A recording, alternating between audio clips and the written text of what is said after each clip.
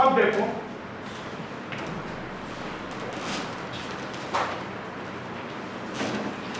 ऐसे math zone में भी मैथ्स फिजिक्स में भी कम किया है, बट सबसे ज़्यादा कम आपका केमिस्ट्री के अंदर, क्या केमिस्ट्री के अंदर चैप्टर्स भी बहुत ज़्यादा थे।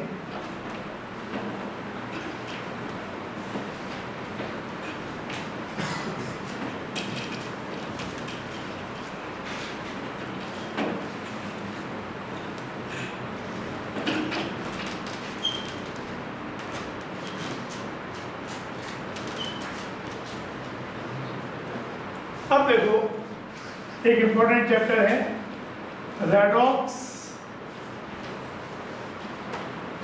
रिएक्शंस।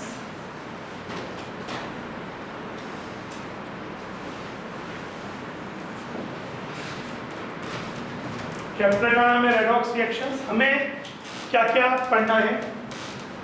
सबसे पहले कॉन्सेप्ट ऑफ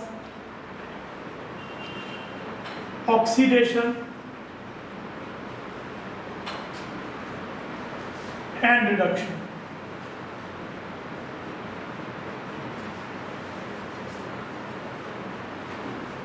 हम लोग थोड़ा थोड़ा बचपन से ही पढ़ते आ रहे हैं कि ऑक्सीडेशन रिएक्शन अलग अलग वे में डिफाइन भी करते हैं। अब इसको हमें हर डिफरेंट वे में, हर पॉसिबल वे में डिफाइन भी करना है। And finally we have to look for a definition जो कि कह सकते हो कि एप्लीकेबल फॉर ऑल सिनेरियोज हो, मतलब that definition should never fail. तो वो हम देखेंगे। Then concept of oxidation number and oxidation number and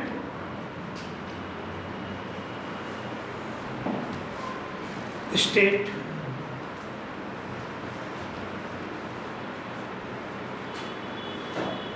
Then balancing of redox reaction। Oxidation number state क्या होता है, हाउ टू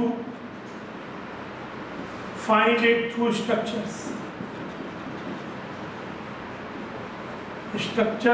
के थ्रू इसको कैसे निकाला जाता है। Balancing of redox reactions, redox reactions को बैलेंस कैसे करते हैं,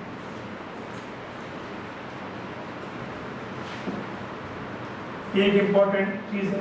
then some electrochemistry concepts, although class 12th में हम इलेक्ट्रोकेमिस्ट्री बहुत पूरा डिटेल में ही पढ़ते हैं, तो यहाँ थोड़ा सा जो आप पहले भी पढ़ते हो इलेक्ट्रोकेमिकल सेल में, तो थोड़ा सा रिडक्शन ऑक्सीडेशन एंड इलेक्ट्रो जो गैल्वेनिक सेल है, जो बैटरी जो हम लोग घरों में यूज़ करते हैं, या डैनियल सेल है, तो उसमें किस तरह से रिडक्शन ऑक्सीडेशन कॉन्सेप्ट जाता है, तो थोड़ा सा उस बारे में डिस्कशन करेंगे। एंड देन टाइट्रेशंस,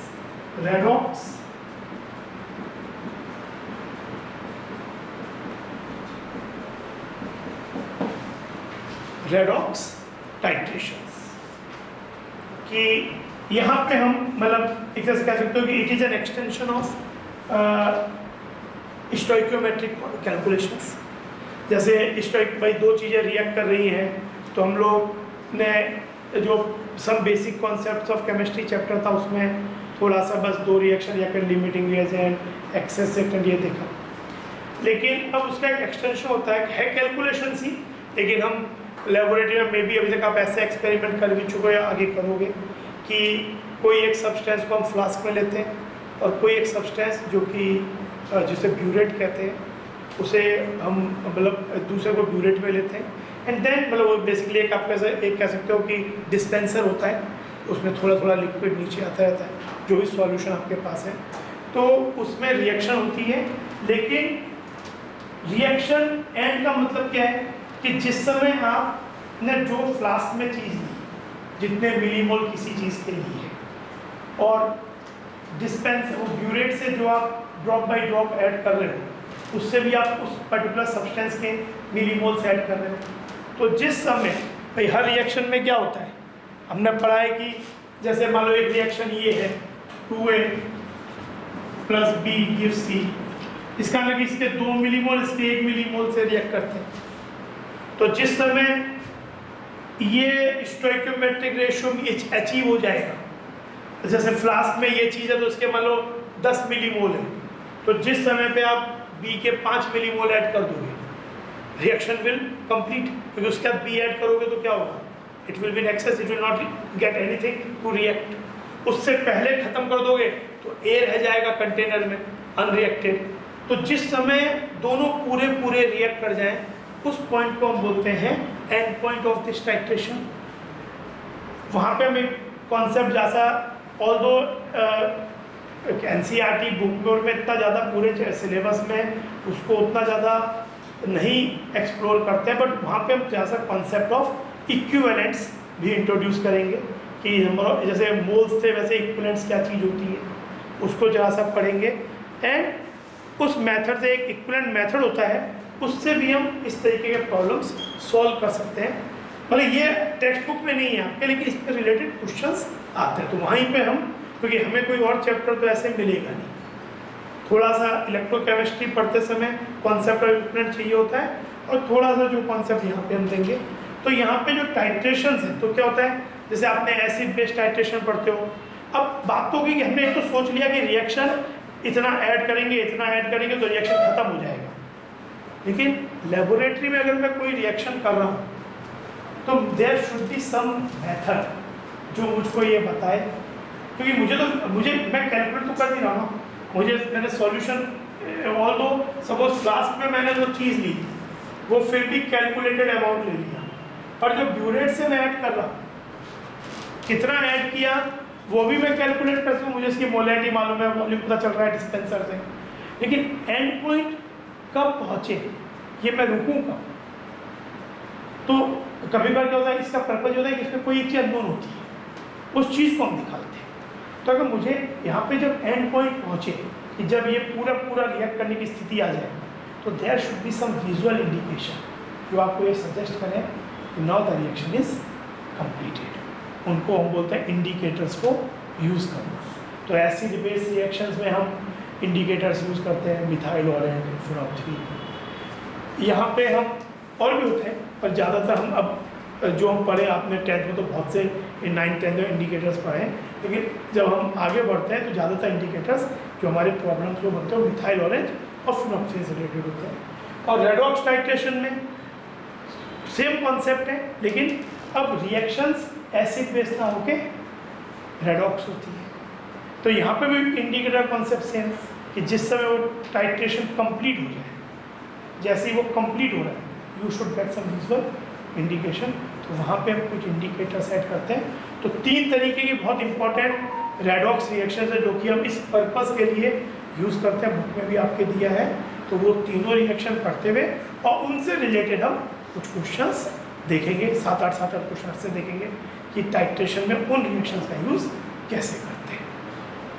तो ये चीज़, तो सबसे पहले जो हमको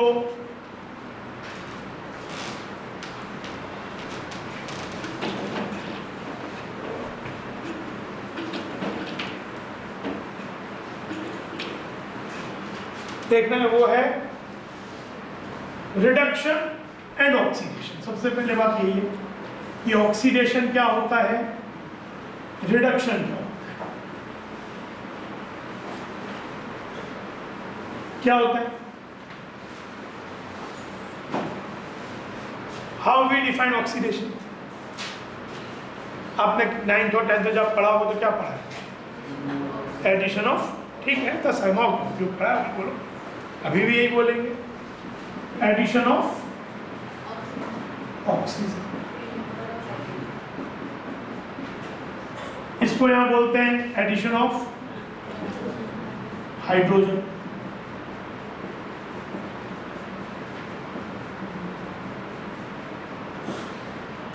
फिर एक डेफिनेशन क्या होती है, removal of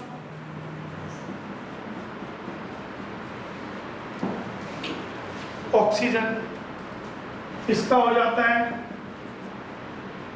removal of hydrogen,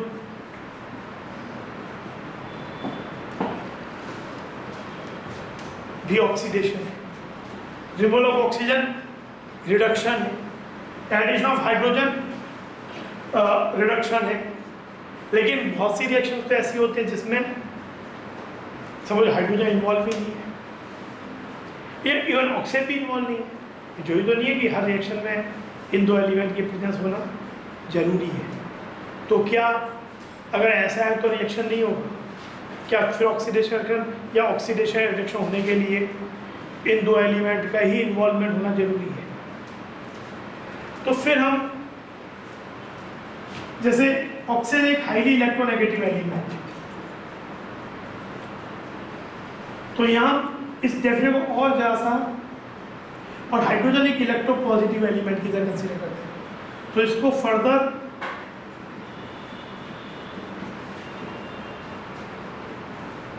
addition of electropositive element is reduction, और ये इलेक्ट्रोनेगेटिव एलिमेंट का क्रॉस बियर है फ्लोरीन ऑक्साइड। तो इसको अगर इस एलिमेंट की जो प्रॉपर्टी है removal of electro negative element, ये सब एक जनरल रिडक्शन की डेफिनेशन है। एक इलेक्ट्रोनेगेटिव एलिमेंट का निकलना, oxygen is an electronegative element, highly electronegative. तो उसी बेसिस पे हम अगर मान लो कि किसी से Cl निकल रहा है तो Cl is also significantly electronegative, तो हम नॉर्मली बोले अभी इलेक्ट्रोनेगेटिव एलिमेंट निकला किसी से तो वो ऑक्सीडाइज हुआ होगा, वो रिड्यूस हुआ होगा। एक किसी में सोडियम जुड़ा जो कि इलेक्ट्रोपॉजिटिव है, यानी वो चीज़ रिड्यूस हुई होगी। हाइड्रोजन जुड़ा, रिड्यूस हुआ होगा। Similarly removal of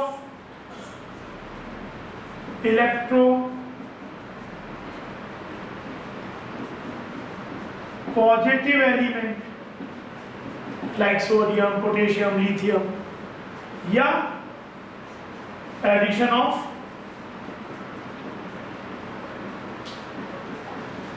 electronegative element.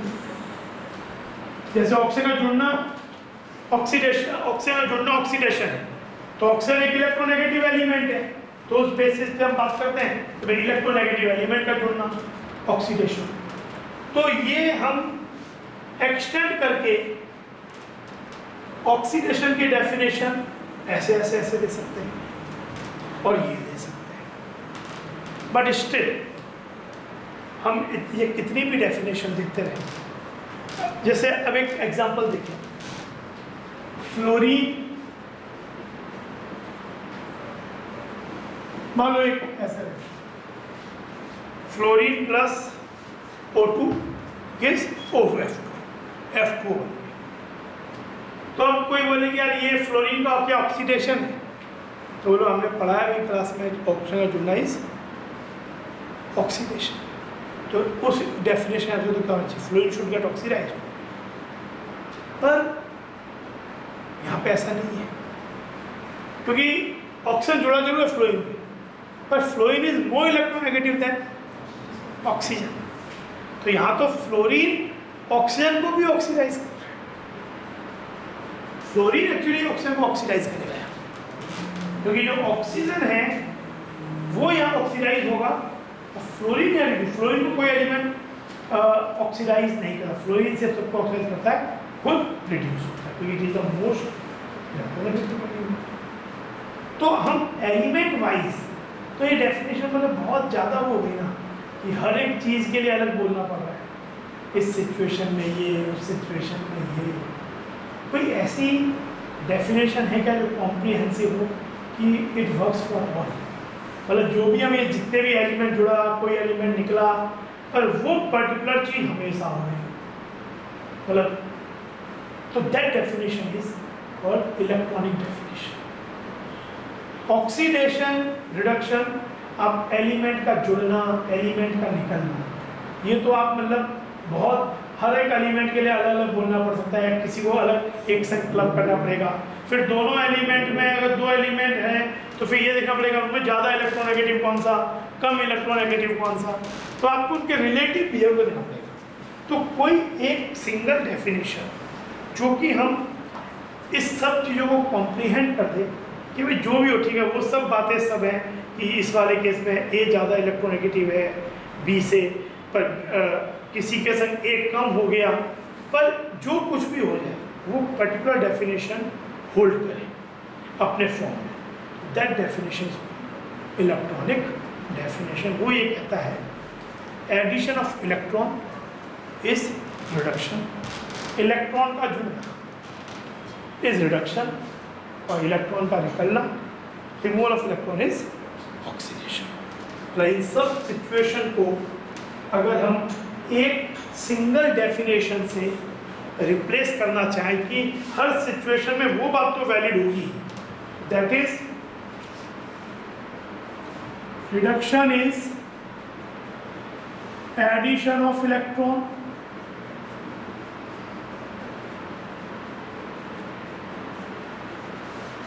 और ऑक्सीडेशन इज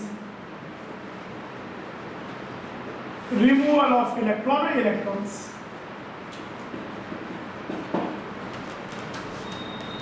कुछ भी हो जाए ये बात होल्ड करेगी।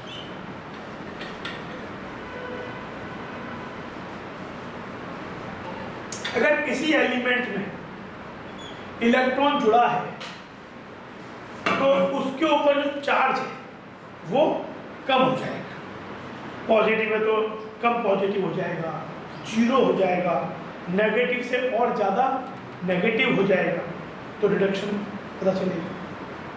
अगर किसी से इलेक्ट्रॉन निकला है तो चार्ज जो भी है मैथमेटिकली बढ़ जाए, जीरो था तो +1 हो जाएगा, +2 हो जाएगा, नेगेटिव था तो कम नेगेटिव हो जाएगा, -2 से -1 भी हो सकता है, -2 से 0 हो सकता है।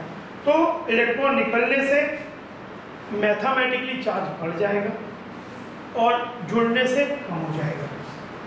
तो हम ये कह सकते हैं, ये पता कर सकते हैं अगर ये मालूम हो कि कौन सा स्पीसीज, कौन सा एलिमेंट इलेक्ट्रॉन रिमूव कर रहा है, कौन सा ऐड कर रहा है। जैसे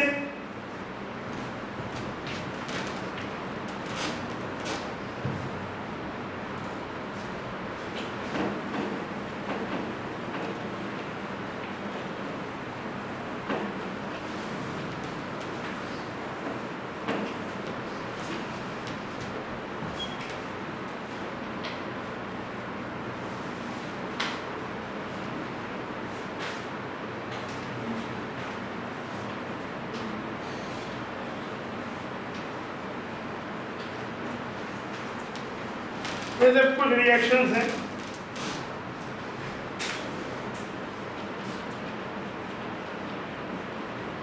इस चैप्टर में जो रिएक्शंस दी हुई चैप्टर में एज वेल एज पीछे एक्सरसाइज में जो क्वेश्चंस दिए हुए हैं, ये कॉम्पिटिशन एग्जाम में इस चैप्टर से ये रिएक्शंस पे बेस्ड क्वेश्चंस या सीधे रिएक्शंस काफ़ी बार मतलब ये कॉम्पिटिशन एग्जाम के हिसाब से इम्पोर्टेंट चैप्टर है।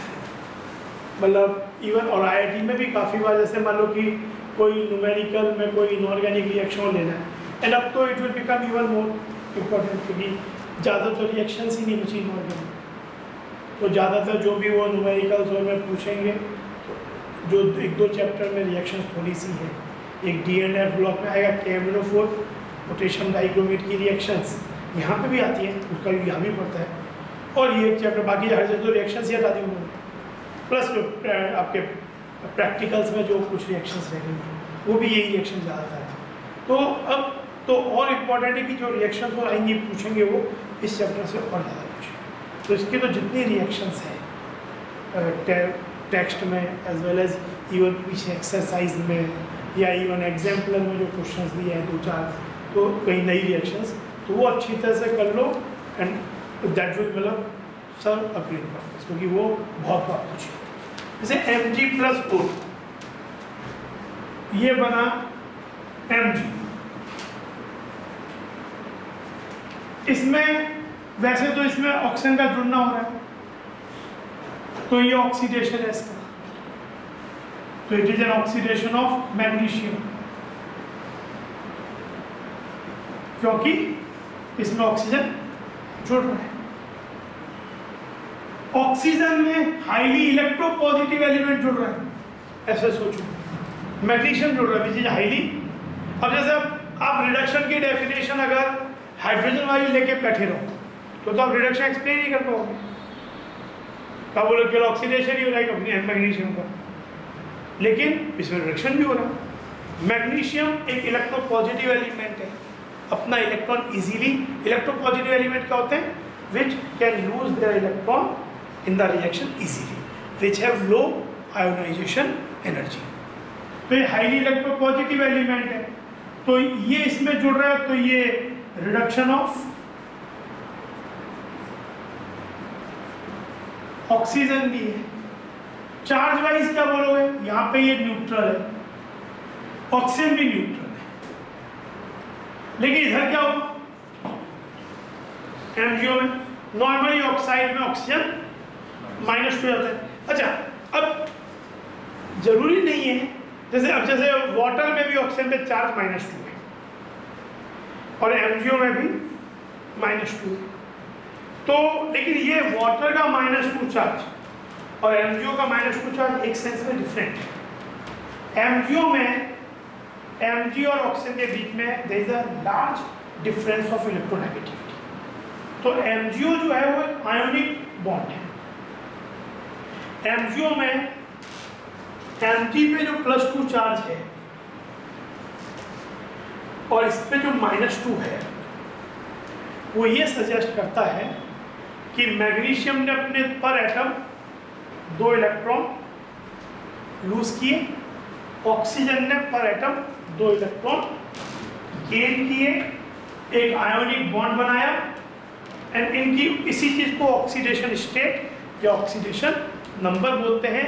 मैग्नीशियम का क्या हो गया, +2, इसका -2, तो एक तरह से इसका ऑक्सीडेशन नंबर बाद में हम जो रिडक्शन ऑक्सीडेशन देखेंगे, ऑक्सीडेशन नंबर से देखेंगे कि भाई इसका 0 से +2 हुआ, पास ही इलेक्ट्रॉन लूज किया, पर अल्टीमेटली ऑक्सीडेशन नंबर बढ़ा। इसका ऑक्सीडेशन नंबर ऑक्सीजन का 0 से -2 कम हुआ, तो जिसका ऑक्सीडेशन नंबर कम हुआ या ऑक्सीडेशन स्टेट कम हुई वो रिडक्शन, जिसका बढ़ा वो ऑक्सीडेशन। पर यहाँ पे +2 और -2 क्या बात रिप्रेजेंट कर रहे हैं कि मैग्नीशियम ने पर एटम 2 इलेक्ट्रॉन लूज किए, ऑक्सीजन ने पर एटम 2 इलेक्ट्रॉन गेन किए। पर वहीं पे वाटर जो है, वाटर एक कोवलेंट कंपाउंड है, तो वाटर में ऑक्सीजन हाइड्रोजन बॉन्ड कोवलेंट है, ऑक्सीजन की ऑक्सीजन स्टेट वाटर में -2 ही है, but it's a relative thing. MgO में ऑक्सीजन -2 है, वो ऑक्सीडेशन नंबर -2 ही बोलेंगे, पर एक्चुअली वहाँ पे क्या है, एक आयोनिक बॉन्ड बना, मैग्नीशियम ने 2 इलेक्ट्रॉन लूज किए पर एटम, उसने 2 इलेक्ट्रॉन गेन किए, इसलिए -2। यहाँ पे इसने 2 इलेक्ट्रॉन गेन नहीं किए क्योंकि ये तो आयोनिक बॉन्ड ही नहीं है, पर यहाँ पे क्या है कि ये इलेक्ट्रोनेगेटिव, ये मतलब एक पोलर बॉन्ड है, तो आप बोल सकते हैं ये जो 2 इलेक्ट्रॉन हैं बॉन्ड के, they are attracted more towards oxygen, इसके कारण इसमें मान लो -डेल्टा चार्ज आ गया, इस पे सिमिलरली और -डेल्टा आ गया तो -2 डेल्टा हो गया।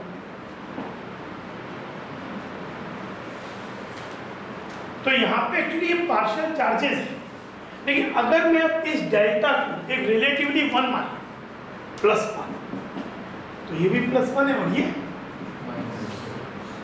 तो वाटर का जो -2 है वो ये नहीं बताते कि ऑक्सीजन ने 2 इलेक्ट्रॉन ले लिए, वो ये बताते कि वो जो शेयरिंग कर रहा है उसमें 2 इलेक्ट्रॉन अपनी तरफ सेंटर में रख के अपनी तरफ अट्रैक्ट। हम ऑक्सीजन नंबर -2 ही बोलेंगे, क्योंकि उस -2 का मतलब अलग है। इसीलिए बहुत बार अभी आगे हम जब बढ़ेंगे तो कहीं कहीं कन्फ्लिक्ट अराइज होगा, ऐसा लगेगा ये वाला ऑक्सीजन शिफ्ट तो इस एलिमेंट का पॉसिबल ही नहीं है, कुछ रूल्स तो बताएंगे इधर पर स्ट्रक्चर जो कुछ बेसिक फॉर्मूला उससे तो ऐसा चीज आ रहा है। तो last thing is the structure. जैसे H2O2 है या जैसे ऑक्सीजन है, ऑक्सीजन में इनका ऑक्सीजन स्टेट 0 क्यों है? क्योंकि ये जो शेयर्ड इलेक्ट्रॉन पेयर्स है, they are neither attracted towards this oxygen और this oxygen, they are equally shared. Same is the hydrogen N2 F2। अच्छा H2O2 हाइड्रोजन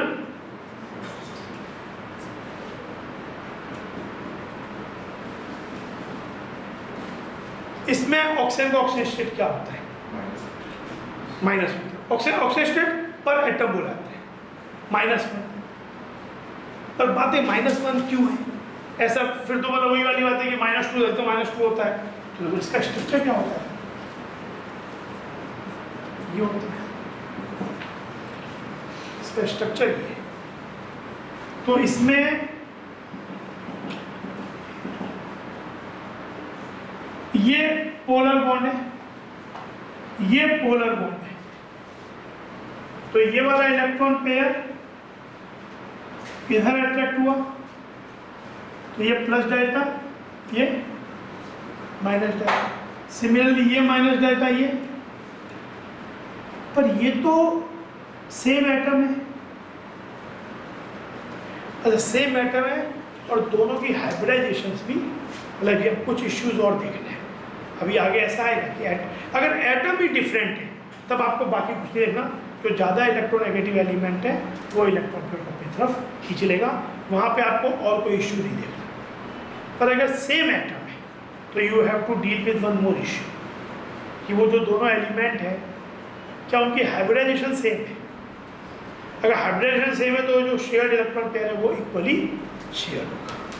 लेकिन अगर उनकी हाइब्रिडाइजेशन अलग है, ऑर्गेनिक कंपाउंड ऐसी सिचुएशन आएंगी, हाइब्रिडाइजेशन अलग है, तब एक बात होता है कि हमने पढ़ा भी है जब पीरियोडिक प्रॉपर्टीज पढ़ते हैं, और उस समय भी मैंने ये बोला कि हम ऑक्सीडेशन नंबर पढ़ेंगे तब बात ज़्यादा समझ में आएगी। एक चीज़ होती है कि हाइब्रिडाइज ऑर्बिटल में जिस ऑर्बिटल के पास s कैरेक्टर रिलेटिवली ज़्यादा होता है वो ज़्यादा इलेक्ट्रोनेगेटिव होता है, मतलब वो शेयर इलेक्ट्रॉन पेयर को अपनी तरफ ज़्यादा अट्रैक्ट करने की एबिलिटी रखता है, क्योंकि s कैरेक्टर ज़्यादा होना इस बात का रिप्रेजेंटेशन करता है कि उसका जो ऑर्बिटल है वो न्यूक्लियस के क्लोजर है। तो न्यूक्लियस से क्लोजर तो अट्रैक्टिव टेंडेंसी ज़्यादा होगी इलेक्ट्रॉन की। न्यूक्लियस तो एक तरह से क्या होता है, नेगेटिव चार्ज को अट्रैक्ट करता है। तो जैसे sp3, sp2 और sp, इसमें मोर इलेक्ट्रोनेगेटिव, मतलब मोर इलेक्ट्रोनेगेटिव हाइब्रिड कौन सी है सबसे ज़्यादा? sp, तो उसमें 50% s है, sp2 में 33%, sp3 में 45%। तो इनके अगर कोई इलेक्ट्रोनेगेटिविटी ऑर्डर पूछे हाइब्रिड ऑर्बिटल्स का तो वी विल से कि sp is more, sp hybrid orbital is more electronegative and sp2 than sp3। पर इस केस में दोनों ऑक्सीजन एटम भी सेम है और हर मायने में सेम है। इसकी हाइब्रिडेशन कितनी होगी? What is the hybridisation of oxygen in H2O2?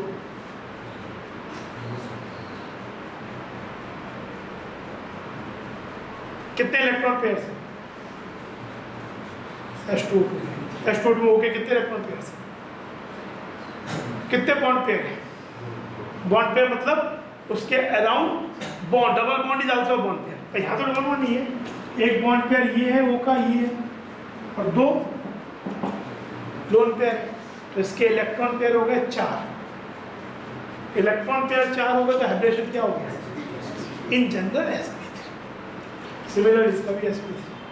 तो ये हर मायने में सेम है, तो ये जो शेयर्ड इलेक्ट्रॉन पेयर है वो बराबर शेयर होगा। तो ये +1, ये -1 और ये +1, ऐसा। जैसे प्रोपाइन है,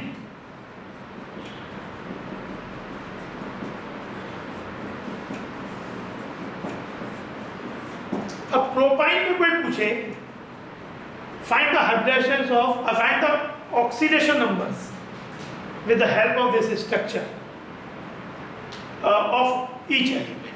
Carbon is slightly more electronegative than hydrogen. Hydrogen का इलेक्ट्रोनेगेटिविटी पॉलिंग स्केल में 2.1 होता है, कार्बन का 2.5 होता है। Although the difference is not much large but still carbon is slightly more. तो अब देखो इस कार्बन को सोचो,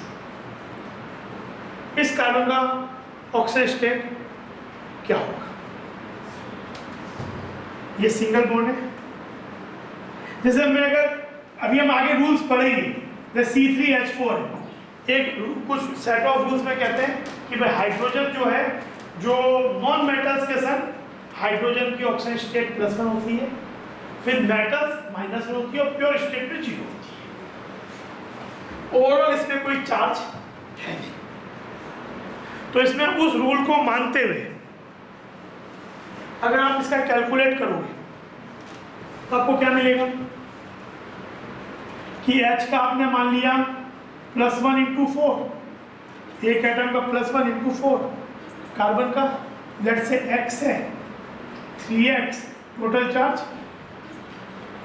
0, x =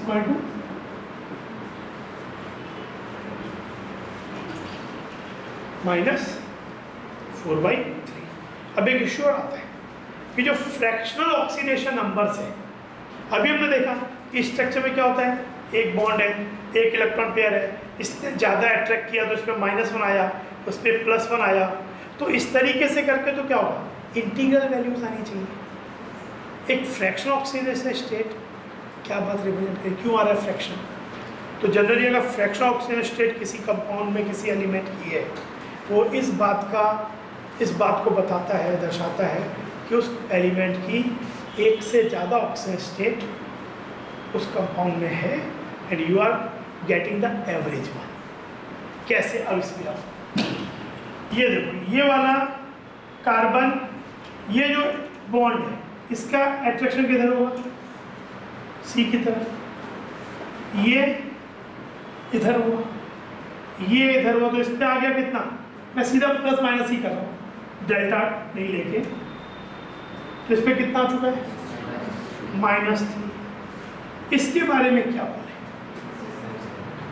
क्योंकि वैसे तो दोनों कार्बन है but this carbon is sp3 hybridised and this one is sp hybridised. तो ये इधर अट्रैक्ट होगा, नहीं ये इलेक्ट्रॉन पे कहाँ अट्रैक्ट होगा, इस तरफ।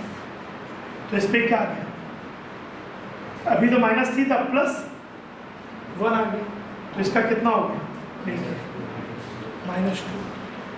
ये -1 हो चुका है। ये दोनों ही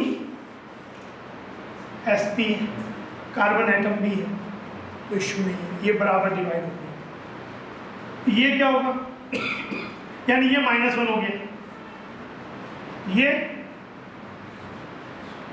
इधर से अटैक करेगा यानी -1, और ये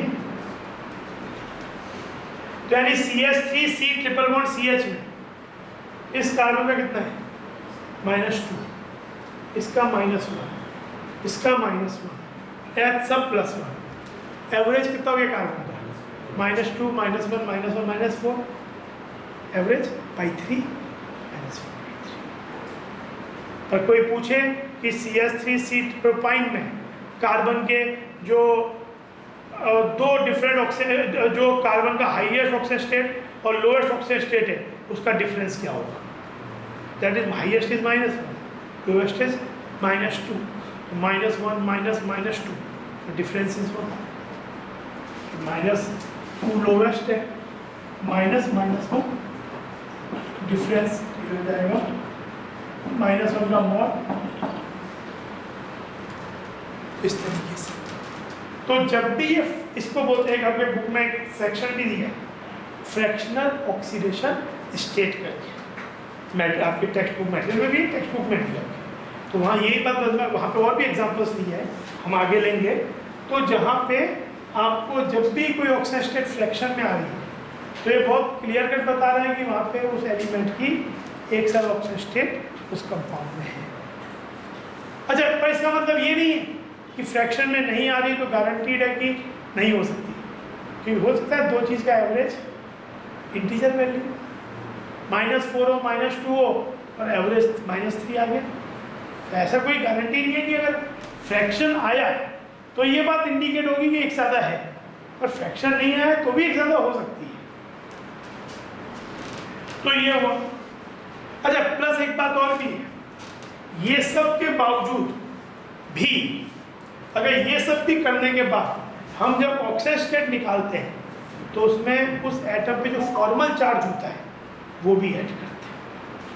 हमने बॉन्डिंग चैप्टर में पढ़ा है फॉर्मल अगर एक बार अगर हम लुईस डॉट स्ट्रक्चर बना लें,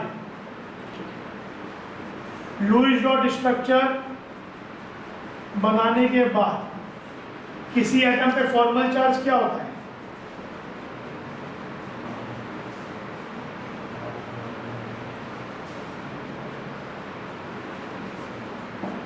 In a Lewis dot structure is number of its valence electrons minus number of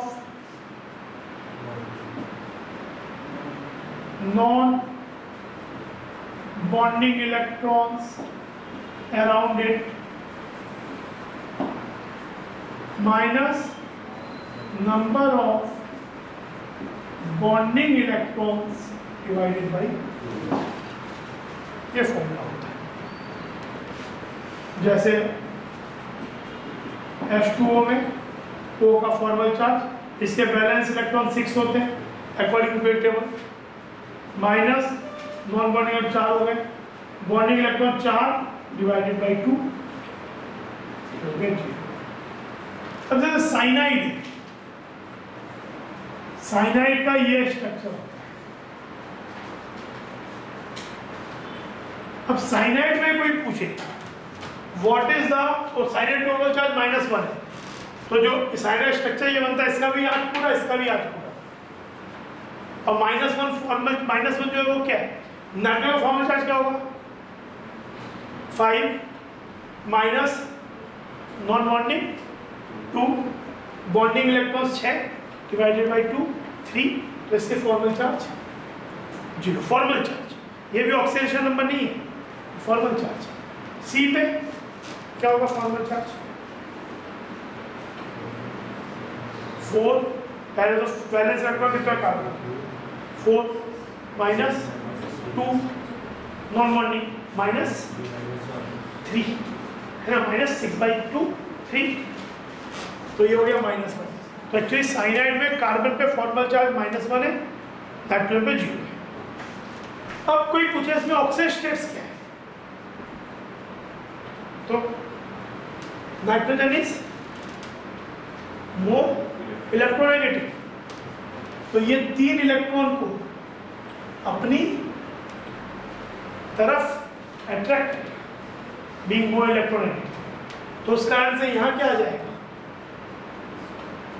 -3। एक पेयर को किया 2 इलेक्ट्रॉन को किया तो -1, 3 हो तो क्या -3 हो गया, ये तीनों इस तरफ, और इस पे क्या आ गया, तो ऑक्सीजन स्टेट्स क्या होगी दोनों की, नाइट्रोजन की -3, कार्बन की +2, +3 -1 फॉर्मल चार्ज का था, -1 +3 -1 +2।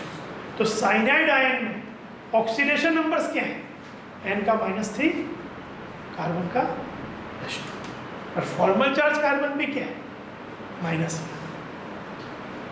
समझे ये चीज।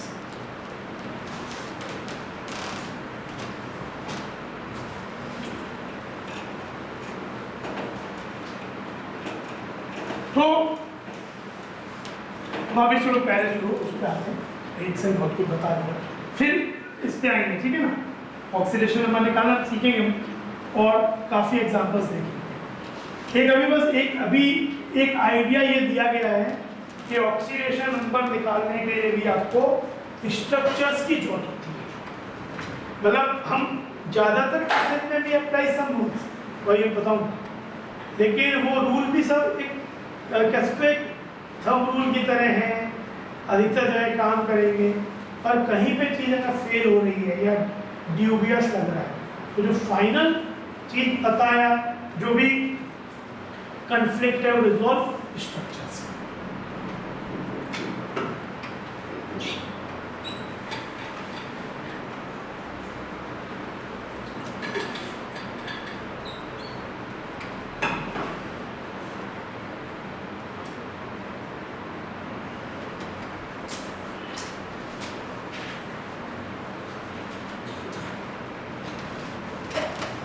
चलो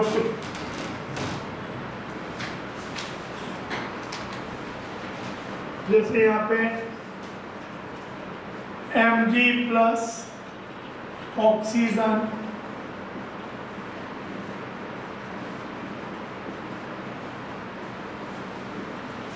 तो इसमें ऑक्सीजन स्टेट 0 है, यहाँ पे भी 0 है, पर यहाँ पे क्या +2 और -2।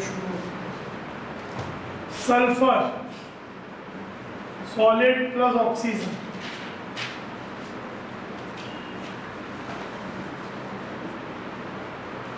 जीरो है, यहाँ पे सल्फर डाइऑक्साइड का स्ट्रक्चर से ऐसा होता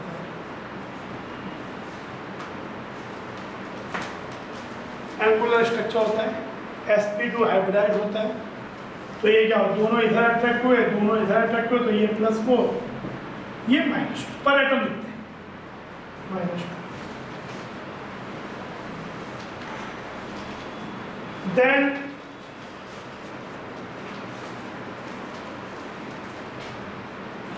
CH4 प्लस O2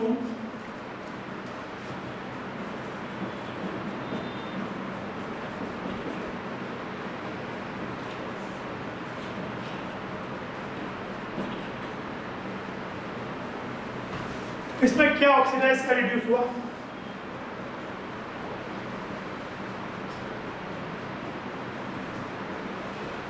ये CH4 में कार्बन ऑक्सीडेशन क्या है,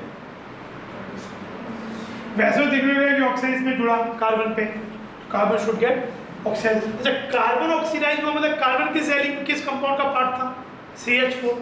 तो अगर किसी कंपाउंड का एक एलिमेंट ऑक्सीडाइज हो रहा है तो usually that compound is getting oxidise because that element is getting oxidise.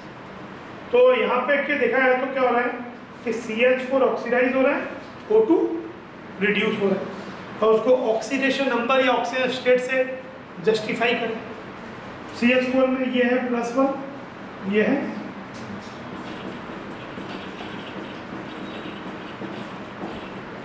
सबके सब इस तरफ अट्रैक्ट हो रहे होंगे, है ना, -4, ये 0 है, ये +4 हो जाएगा यहाँ पे, ये -2 और ये -2 और +1। तो इसके अंदर कोई कार्बन ऑक्सीडाइज हो रहा है तो CH4 ऑक्सीडाइज हुआ, ऑक्सीजन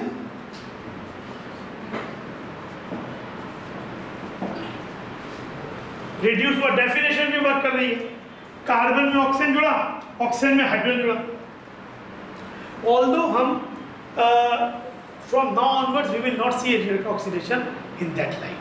तो ये सब पढ़ने का मतलब ही ये है कि वो जहाँ पे वो 2-4 केसेस आते हैं जहाँ पे कन्फ्लिक्ट आता है उसको रिजॉल्व कर सकें। तो ये अभी तक हम करते थे हाइड्रोजन का जुड़ना, ऑक्सीजन का जुड़ना ऑक्सीडेशन है, हाइड्रोजन जुड़ना रिएक्शन है, बट फ्रॉम नाउ ऑनवर्ड्स हम लोग धीरे धीरे आदत डालेंगे कि हम ऑक्सीडेशन नंबर के बेसिस पे चीज़ों को चेक करें, क्योंकि दैट इज़ द सबसे सही चीज़, कभी गलती नहीं होगी।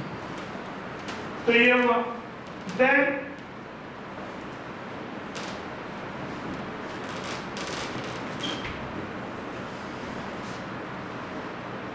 H2S हाइड्रोजन सल्फाइड, रॉटन एक स्मेल, बहुत ही बैड स्मेलिंग गैस होता है। सल्फर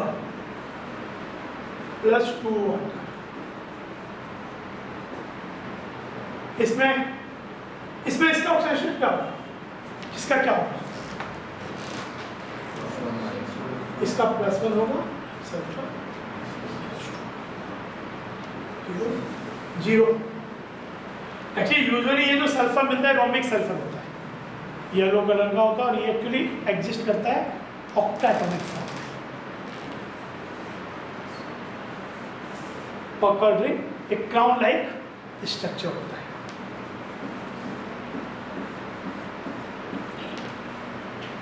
ठीक है, इस तरीके का S8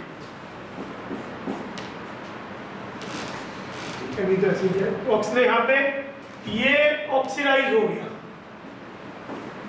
और ये रिड्यूस हो गया, ऑक्सीजन रिड्यूस हो गया। अच्छा, जो चीज ऑक्सीडाइज होती है that is called reducing agent, और जो चीज रिड्यूस होती है that is called oxidising agent. अगर एक कंप्लीट रिएक्शन, आगे हम जब बैलेंस करेंगे तो हम हाफ रिएक्शन भी लिखेंगे, पर अगर एक कंप्लीट रिएक्शन है तो कहीं, अगर एक कंप्लीट रेडॉक्स रिएक्शन है तो कहीं ना कहीं अगर रिडक्शन हुआ है तो कहीं ना कहीं ऑक्सीडेशन भी होगा। इनफैक्ट एक स्टेप और आगे जाया जाए कि अगर एक कंप्लीट रेडॉक्स रिएक्शन है तो अगर कहीं रिडक्शन हुआ है तो इलेक्ट्रॉन गेन हुए होंगे, इलेक्ट्रॉनिक डेफिनेशन, और जो ऑक्सीडाइज हुआ उसने इलेक्ट्रॉन लूज किए होंगे। तो अगर एक कंप्लीट रिएक्शन है तो फाइनल रिएक्शन में आपको ऐसा नहीं होता कि सॉल्यूशन में इलेक्ट्रॉन तैरते हुए नजर आए, यानी कहीं अगर लॉस हुआ है तो उतना ही कहीं पे गेन होना पड़ेगा। ऐसा नहीं होता अगर 15 लूज हुए हैं तो 15 किसी ने रिसीव भी किए होंगे। ये नहीं हो सकता कि 10 रिसीव हुए और 5 सॉल्यूशन में ही रह गए। ये हमारा बेसिस बनाएगा बैलेंसिंग का। हम जब रिएक्शन को बैलेंस करेंगे, मेथड कोई भी लगाए, मतलब स्टैंडर्ड 2 मेथड है, कुछ आपके कह सकते हो कि थंब रूल टाइप के जो वर्क कर जाते हैं, कोई वो मतलब स्टैंडर्ड मेथड नहीं है। लेकिन जब इक्विवेलेंट कॉन्सेप्ट पढ़ेंगे तो कॉन्सेप्ट ऑफ इक्विवेलेंट से भी रिएक्शन को बैलेंस करेंगे जिससे काम जल्दी हो जाए, पर वो एक्चुअली कोई मेथड नहीं है। मेथड 2 ही होते हैं जो आगे देखेंगे, जो बुक में दी है, क्योंकि इक्विवेलेंट कंसेप्ट का जो मेथड है कहीं कहीं तो फेल हो जाएगा, और वो फेल हो जाएगा तो आपको बिल्कुल बेसिक पे जाना पड़ेगा। तो इसलिए वो मेथड नहीं है, लेकिन फास्ट करने के लिए जहाँ तक अधिकतर 90% केसेज में उससे भी काम चल जाता है। कुछ लोग बुक में उसको मेथड, अपना मेथड बोल के भी डाल देते हैं, तो वो मेथड नहीं होता है। वो सभी लोग जानते हैं, मैं भी बचपन से जानता हूँ, उससे बैलेंस करते थे, लेकिन वो स्टैंडर्ड मेथड नहीं है। मतलब वो थंब रूल हो सकता है, सब हो सकता है, पर उसे आप ये नहीं होगा कि आपने कोई रिसर्च नहीं कर ली है। कुछ आज का इंडिया होता है, इसकी आदत होती है कि कुछ भी नया मिल गया तो अपने नाम पे ही डाल दिया गया तो वो चीज़ है, और वो कोई रूल नहीं है, ठीक है। पर वो मेथड काम का है क्योंकि वो चीज़ों को फास्ट कर देता है, पर बहुत जगह वो भी फेल होगा। पर कहने का मतलब कि कोई भी तरीका हो, बेसिस क्या है सबसे इम्पोर्टेंट, कि अगर एक कंप्लीट रेडॉक्स रिएक्शन है तो सॉल्यूशन में कुछ देर बाद होगा, एक रिएक्शन हो रही है, रेडॉक्स हो रही है, तो ये नहीं होगा कि कुछ देर बाद आप आए तो आपको ये नज़र आएगा कि आप तो न्यूट्रल वाटर छोड़ के गए थे सॉल्यूशन में, और जब आके बाद में देखा है, कुछ चेक किया तो देखा उसमें तो इलेक्ट्रॉन्स कम हो गए या ज़्यादा हो गए, उसको न्यूट्रल ही रहेगा। यानी कहीं पर लॉस हो रहा है तो कहीं पे गेन हो रहा होगा, उतना ही हो रहा होगा। अगर 3 एटम ने 5 लूज किया तो अगर 5 एटम 3 गेन के बाद कुछ ऐसा करेंगे कि उनका लॉस गेन बराबर हो जाए। वो जो लॉस गेन बराबर करने का कॉन्सेप्ट होगा वही हमको बैलेंस करने में रिएक्शन को हेल्प करेगा। तो यानी एक थॉट ये समझो कि एक कंप्लीट रिएक्शन में the number of electron lost should be equal to number of electrons gained.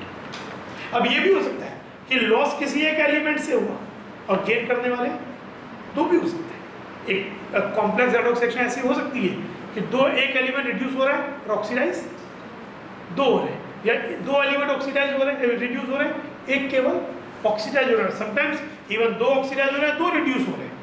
10 loose हुए 10 गेन हुए, पर 10 लूज हुए 2 एलिमेंट से, 6 और 4 गेन हुए 2 और 8, कहीं कहीं ये भी हो सकता है। पर एक कंप्लीट रिएक्शन में लॉस और गेन सेम होगा। तो ये वाली बात आई। देन जैसे Mg प्लस F2, मैं ये रिएक्शंस इसलिए एक बार लिख दे रहा हूँ कि ये रिएक्शंस इंपॉर्टेंट होते हैं। ये क्या हो गया 0 0 -1 फ्लोरीन का अपने किसी भी कंपाउंड में, कुछ रूल्स भी दिमाग में डाल देते हैं, in all its compound fluorine has -1 oxidation state, there is no single exception. और फ्लोरीन का ऑक्सीडेशन स्टेट ही 2 होती है, प्योर स्टेट में 0, F2 है तो, और बाकी जितने भी कंपाउंड फॉर्म है बाकी सबका उसके अकॉर्डिंगली एडजस्ट होगा।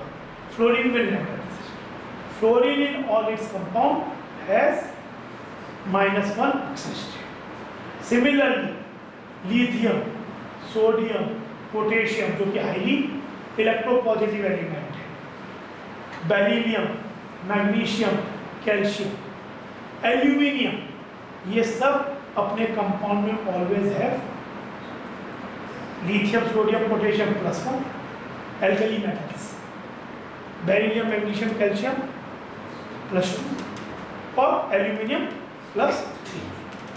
प्योर स्टेट में 0, प्योर स्टेट में 0। तो ये हो गया। Oxygen most of the compound, मतलब रूल में धीरे धीरे बता दिया, oxygen most of the compound में हैज -2 ऑक्सीजन स्टेट। बट ऐसा नहीं कि -2 होना ही है, प्योर स्टेट में 0, ओजोन में भी 0 है, O2 में भी 0 है। Ozone and oxygen are called allotropes of oxygen. जब कोई प्योर एलिमेंट हो और उसके डिफरेंट उसी के कंपाउंड बन रहे हो, दैट इज कॉल्ड एलोट्रोप्स। जैसे कार्बन के एलोट्रोप्स कौन से?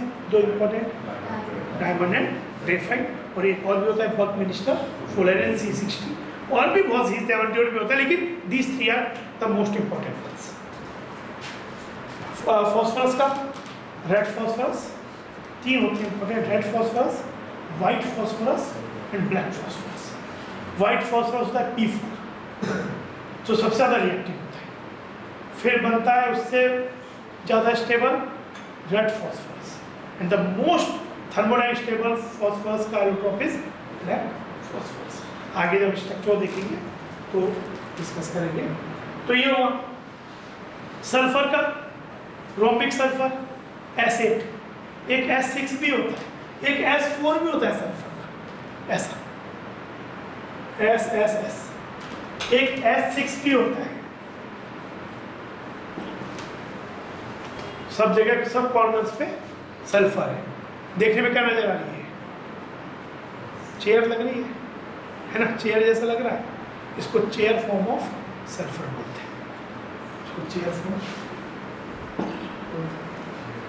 आरामदेह वाली चेयर। तो ये S6, दिस इज S2 भी होता है और हाई टेम्परेचर मिलता है। जिस तरह से O2 मतलब सल्फर का सबसे रूम टेम्परेचर पे जो फॉर्म है, मोस्ट स्टेबल फॉर्म जो room temperature, that is S8 rhombic sulphur. S2 इतना स्टेबल नहीं है, but it is stable, it is found at high temperatures. जिस तरीके से O2 पैरामैग्नेटिक होता है, S2 भी पैरामैग्नेटिक होता है। ये क्वेश्चन आएगा भी है। अच्छा, तो ये हुआ Mg + F2, Mg + Cl2, यहाँ पे क्या हुआ? ये रिड्यूस हुआ, ये ऑक्सीडाइज हुआ, ये रिड्यूसिंग एजेंट हुआ, ये ऑक्सीडाइजिंग एजेंट हुआ। Mg + क्लोरीन, MgCl2, Mg + इसमें ये +2, ये -1, यहाँ क्या हुआ? मैग्नीशियम सल्फाइड 0 0 +2 है, -2 क्या चीज ऑक्सीडाइज हुआ? मैग्नीशियम क्या चीज रिड्यूस हुआ? सल्फर, है ना। अब जैसे एक इंपॉर्टेंट रिएक्शन देखो, मतलब जब वॉल्यूमेट्रिक के क्वेश्चंस और आएंगे तो they may use this reaction.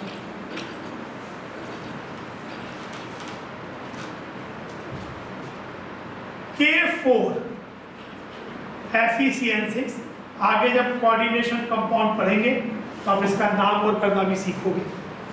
इसका नाम होता है पोटेशियम फेरोसाइनाइड होता है इस कंपाउंड। आप इसे बहुत बार आगे पढ़ोगे, अभी बस लिख लो पोटेशियम फेरोसाइड, इसको H2O2 से रिएक्ट करें। H2O2 is a mild oxidising agent. H2O2 दोनों ही है। अगर H2O2 किसी ऐसे चीज़ के पल्ले पड़ जाए जो कि बहुत अच्छा स्ट्रॉन्ग ऑक्सीडाइजिंग एजेंट है, तो वो H2O2 को ऑक्सीडाइज कर देगा। H2O2 को ऑक्सीडाइज हो तो किसमें ऑक्सीडाइज होगा? H2O2 एक चीज सोचो, ये दिमाग में आज डालो, मतलब ये बड़ा कर, H2O2 में O का ऑक्सीजन स्टेट क्या है? -1। अगर H2O2 वाटर बने, H2O में O का ऑक्सीजन स्टेट क्या है? -2।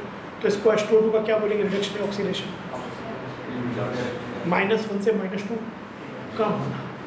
जैसे मैथमेटिक्स में है वैसे ही चीज़ है। मैथमेटिकली जो चीज़ कम है वो कम है, तो कम होगा। यानी H2O2 जब रिड्यूस होगा तो वाटर बनेगा। यानी जब H2O2 ऑक्सीडाइजिंग एजेंट की तरह काम करेगा तब खुद वाटर बनेगा। फिर जो ऑक्सीडाइजिंग एजेंट की तरह काम करेगा वो खुद रिड्यूस होगा। पर H2O2 जब ऑक्सीडाइज होगा, जैसे potassium permanganate, potassium dichromate, ozone, they are stronger oxidising agent than H2O2। तो ये सब H2O2 को ऑक्सीडाइज कर देते हैं। तो H2O2 ऑक्सीडाइज होगा तो क्या होगा? O2 बनेगा। O2 में ऑक्सीजन क्या है? 0 ऑक्सीडेशन। तो ये दो को दिमाग डाल लो। When H2O2 gets oxidised it converts to, when it gets reduced it converts to water. जब ये खुद रिड्यूस होता है it acts as oxidising agent, जब खुद ऑक्सीडाइज होता है it acts as reducing agent. तो यहाँ पे H2O2, अच्छा यहाँ पे ये कह सकते हो कि इस में आयरन का ऑक्सीजन स्टेट क्या होगा? अगर पूरे कंपाउंड में, चाहे एक चीज देख लो कि अगर एक कोई कंपाउंड है AX BY CZ और हमें अगर ये पता चल जाए कि एक एलिमेंट का ऑक्सीजन पता चल जाए, या फिर हम कोशिश करेंगे कि किसी स्ट्रक्चर से पता जाए, पर अगर हमको ये मालूम है कि A का ऑक्सीजन स्टेट स्मॉल ही है, could be plus could be minus, जो भी है, इसका B है, ये पर ऑक्सीजन स्टेट जो भी हम ऊपर लिखते हैं वो पर एटम लिखते हैं, टोटल चार्ज नहीं लिखते, और इसका C है। तो और इस पे मान लो ओवरऑल एक चार्ज है या अभी न्यूट्रल है, सपोज न्यूट्रल है, तो इनका क्या रिलेशनशिप होगा? AX, एक का A है तो X का प्लस शुड बी 0, और अगर चार्ज है तो जो चार्ज है वो जो टोटल चार्ज है, जैसे सल्फेट पे ये 2 माइनस टोटल चार्ज है, तो सल्फर का ऑक्सीजन स्टेट जो भी मान लेते हैं X है, तो X ऑक्सीजन का इसमें -2 होता है, तो -2 × 4 इज X इज 6। तो सल्फेट में सल्फर का ऑक्सीजन स्टेट +6 है। स्ट्रक्चर में इस बात की गवाही देगा। हमने जब पढ़ा था तो सल्फेट ऐसा स्ट्रक्चर पढ़ा था जिसमें फॉर्मल चार्ज 0 हो जाए। पहले हमने एक वो भी पढ़ा था इसमें सब डबल बॉन्ड बन जाते थे, पर तब क्या होता है इसका फॉर्मल चार्ज काफ़ी बढ़ जाता था, क्योंकि sulphur can have expansion of octet, क्योंकि इसके पास D होता है। तो ये इसमें कितने 4 4 2 और 2 ज़्यादा है 6 8 से, पर ऐसा होने से क्या होगा इसका फॉर्मल चार्ज 0 होगा। 6 कोई भी इसमें नॉन बॉन्डिंग नहीं है, माइनस बॉन्डिंग इलेक्ट्रॉन्स बाई 2 6 आ जाएगा, 12/2। तो फॉर्मल चार्ज 0, इसका फॉर्मल चार्ज -1, यहाँ माइनस होता है, ये 0 0। तो ऑक्साइड सल्फर क्या हो जाएगी? इसने इसको खींचा, यहाँ 2 खींचे, तुरंत कितना हो जाएगा? +2 +2 +1 +1 +6। ये 2 इलेक्ट्रॉन इधर है ना, ये 2 यहाँ एक एक ही है, ये -2 ये -2, इसके ऑक्सीजन स्टेट -2 -1 तो खिंच के आया, -1 फॉर्मल चार्ज है, इस पे फॉर्मल चार्ज 0 होता है, इन दोनों पे फॉर्मल चार्ज -1। इसमें क्या होता है? इसमें ऐसा होता है स्ट्रक्चर, तो 6 -6 -1, तो इसमें एक तो खिंच के आया और एक फॉर्मल चार्ज, ये भी -2, ये भी हो गया सब कुछ। तो सल्फेट का ये होगा, सल्फर की ऑक्सीजन स्टेट मैक्सिमम +6 हो सकती है। क्यों? सल्फर के पास में जो ग्रुप 16 है वो क्या कर सकता है, या तो अपने लास्ट के 6 इलेक्ट्रॉन या तो 2 इलेक्ट्रॉन गेन कर ले कहीं से 8 करने के लिए, या एट द मोस्ट अपने 6 इलेक्ट्रॉन यूज कर सकता है। अगर कोई कंपाउंड में आपको इस तरीकों से सल्फर 6 से ज़्यादा मिले तो आपका दिमाग खनकना चाहिए कि कुछ गलती है। Sulphur can never have oxygen state more than +6।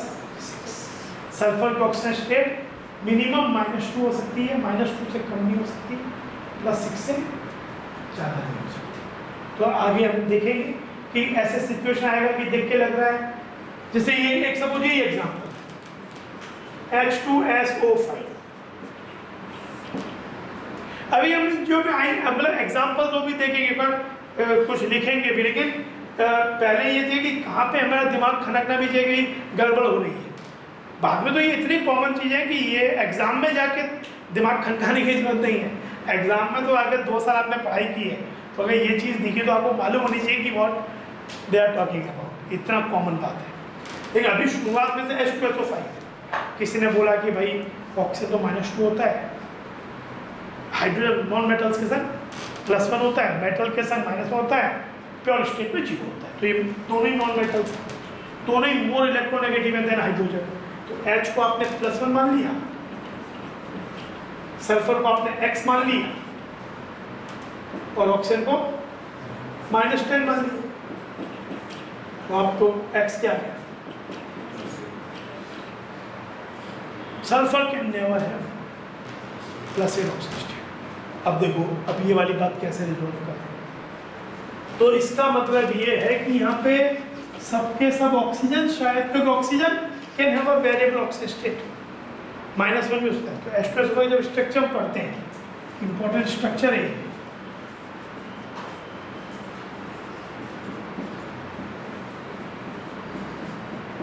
H2SO5 has this structure, H2SO5।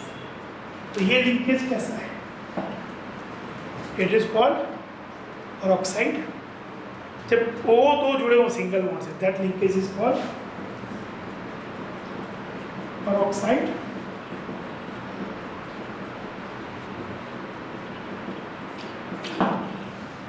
Linkage. यानी यहाँ पे ऑक्सीजन स्टेट्स कैसे होंगी? ये +2 हो गया, ये +2 हो गया, ये +1 हो गया, ये +1, ये +6 हो गया, ये -1 हो गया। इस O का इधर से खींच के -1, इधर से -2 हो गया, ये +1 हो गया। लेकिन ये जो 2 ऑक्सीजन है, ये क्या है? इक्वली, तो ये -1 से इधर -2 नहीं होगा। सिमिलरली ये वाला क्या होगा? इधर से खींच के -1 पर ये इक्वली शेयर, ये +1। यानी इस H2SO5 में सब ऑक्सीजन -2 वाले नहीं है। ये 3 ऑक्सीजन -2 वाले हैं, और ये दोनों ऑक्सीजन -1 एंड -1 वाले। सल्फर +6 हो गया, हाइड्रोजन +1 +1 +2 हो गया, और ऑक्सीजन टोटल मिला के -8 हुआ, ना कि -10।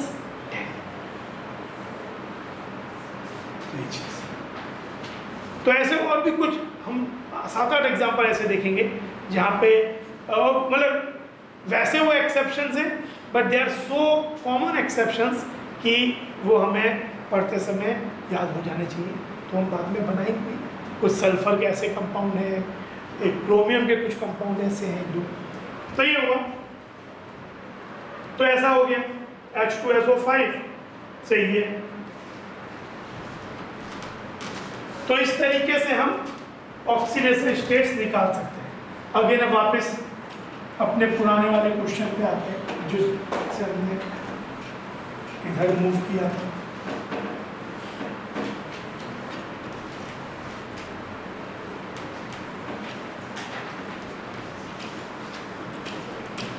वापस K4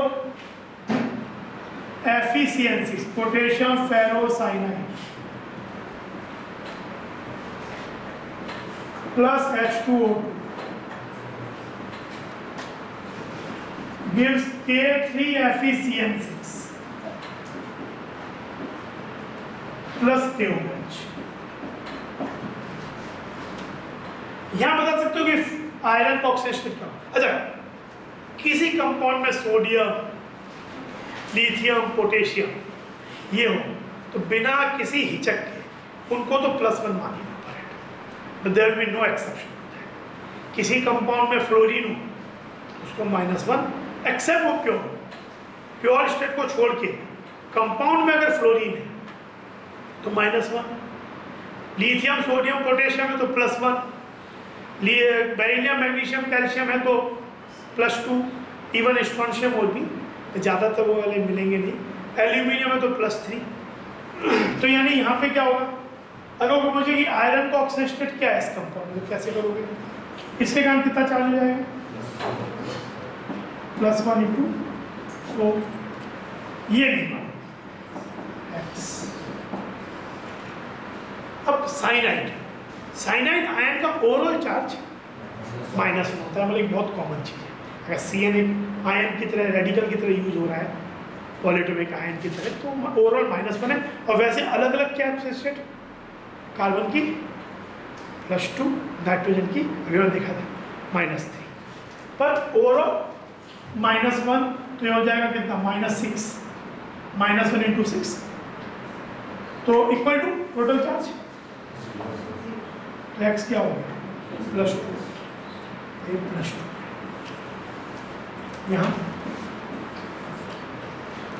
क्या होगा, K3 एफिशिएंसीज +3 हो जाएगा, फिर K के 3 है, एक्चुअली इस पे ओवरऑल चार्ज -3 हो जाएगा। आपने वो देखा ना कंपाउंड बनाने का तरीका, तो ये तो +1 है, 3 कहाँ से आएगा, इस आयन से, ये देखा, ये मालूम है ना, A + X और B - Y, तो AY BX बन जाता है। तो इसी तरह से क्या होगा, ये +1 है, ये 3 हो गया, मतलब 3 इधर से आया होगा, तो इस पे ओवरऑल -3, ऐसे +1 इंटू 3 +3 -6, तो ये क्या हो जाए +3, तो +3 हो गया।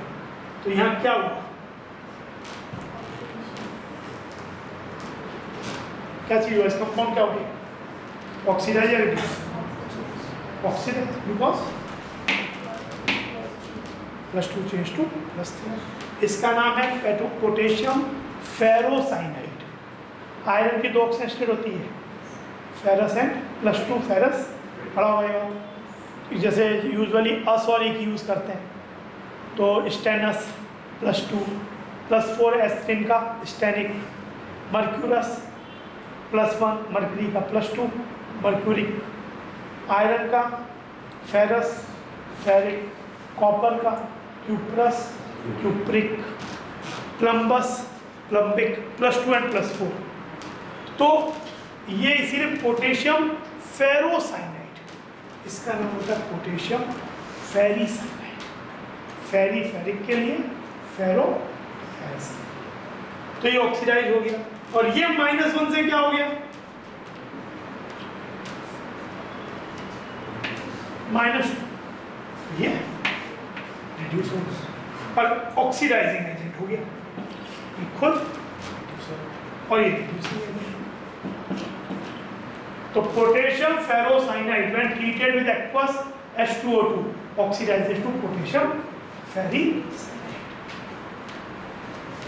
कभी-कभी क्या होता है, ये रिएक्शन यहाँ दे दिया ना, एग्जाम में इसी रिएक्शन को पूछ लेते हैं, इस पे कोई न्यूमेरिकल पूछ लेते हैं, टेक्स्ट बुक से एक रिएक्शन निकाल के पूछ, एक स्टोइकियोमेट्री का प्रॉब्लम बना है।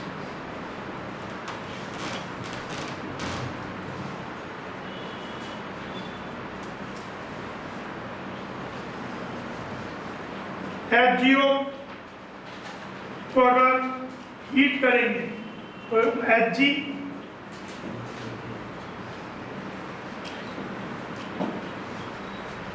अब ये क्या हुआ, removal of oxygen is oxidation, reduction. तो HgO में Hg +2m, ये 0, और वैसे सीधे ऑक्सीजन स्टेट से देखो ये रिड्यूस हुआ।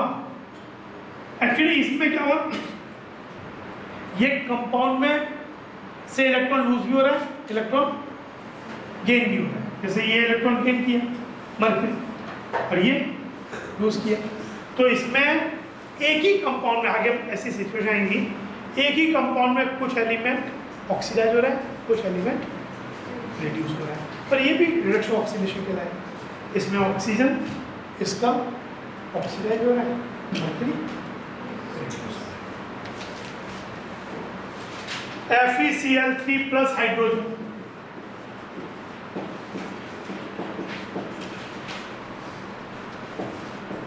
FeCl2 प्लस HCl, यहाँ पे हाइड्रोजन 0, क्लोरीन का यूजुअली विद मेटल्स माइनस, और ये प्लस, ये भी रेडॉक्स रिएक्शन होगी, this is also redox.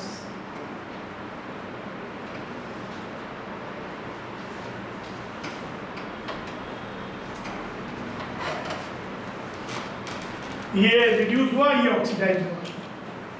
Hydrogen का जुड़ना, इलेक्ट्रोनेगेटिव एलिमेंट का निकलना, और बाकी कोई चार्जेस सीधे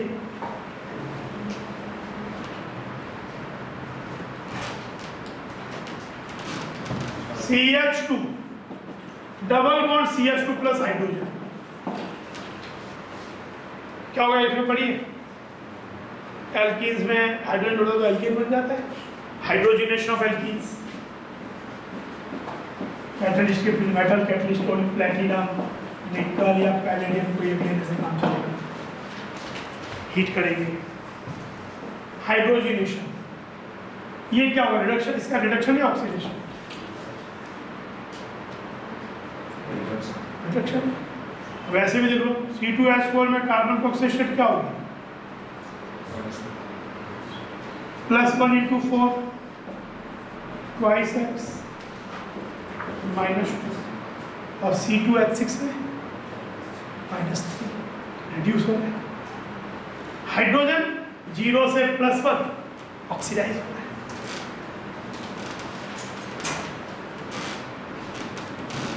HgCl2 tin, chloride, essential, it form Hg2Cl2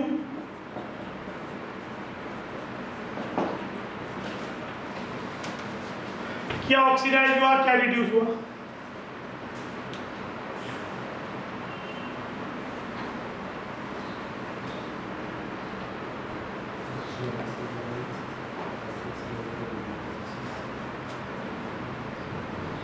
HgCl2 mercury क्या है +2, एसेंशियल में 10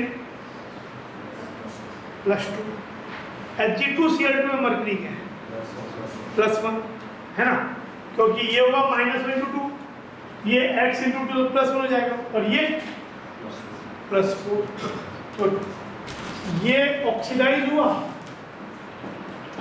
और ये रिड्यूस हुआ। अब एक question,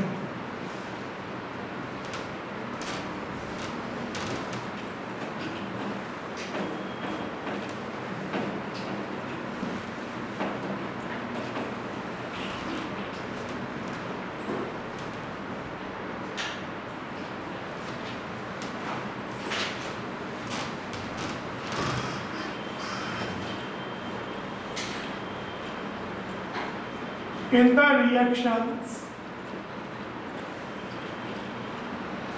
given below,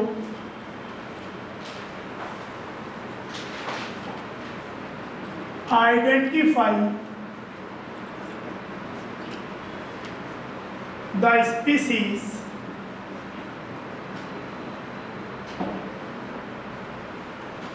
undergoing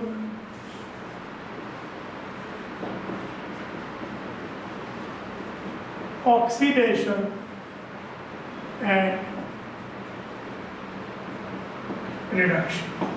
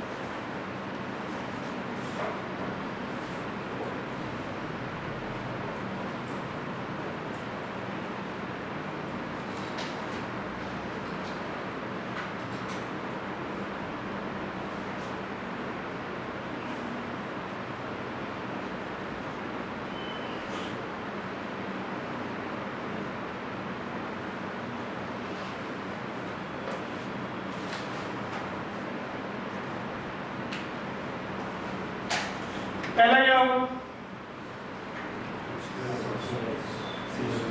H2S plus Cl2, तो ऑक्सीडेशन नंबर से क्या चेक करेंगे, तो इसमें क्या हो जाएगा, क्लोरीन जो रिड्यूस हो रहा है और H2S ऑक्सीडाइज हो रहा है। ऐसे भी सोचो कि H2S से क्या हो रहा है, हाइड्रोजन निकल रहा है, सल्फर बन रहा है। वैसे बाकी तो वही -2 है, वो ऑक्सीडेशन स्टेट से। Fe3O4 plus aluminium definitely oxidise हो रहा है, 0 से Al2O3 एल्यूमिनियम का क्या +3, ऑक्सीजन -2 एल्यूमिनियम +3, और Fe3O4 में आयरन। अब तो यहाँ पे अगर आप निकालोगे तो आएगा कितना, +8/3। Fe3O4 है, ऑक्सीजन का -2, क्या होगा, -2 × 4 + 3x +8/3 आ जाएगा, तो +8/3 फ्रैक्शन है। ऑक्सीडेशन रिडक्शन देखने के लिए एवरेज से भी काम चलेगा, उस समय you need not to bother about कि वो कौन कौन से होंगे, but if you want the detail, मतलब जब हम ऑक्सीडेशन रिडक्शन देखते हैं तो हमें इतना चिंता ये करने की जरूरत नहीं है कि एवरेज आ गया, फ्रैक्शन है, तो उस समय का केवल हमारा कंसर्न रिडक्शन ऑक्सीडेशन ही एनालाइज करना है, तो एवरेज से भी काम चलेगा। मतलब बहुत जगह एवरेज से काम चलेगा। अब क्वेश्चन ही आ जाए कि भाई फ्रैक्शन है तो Fe3O4 में बताओ आयरन के ऑक्सीजन स्टेट्स क्या क्या है, तो Fe3O4 क्या एक एडिशन कंपाउंड होता है, Fe2O3 dot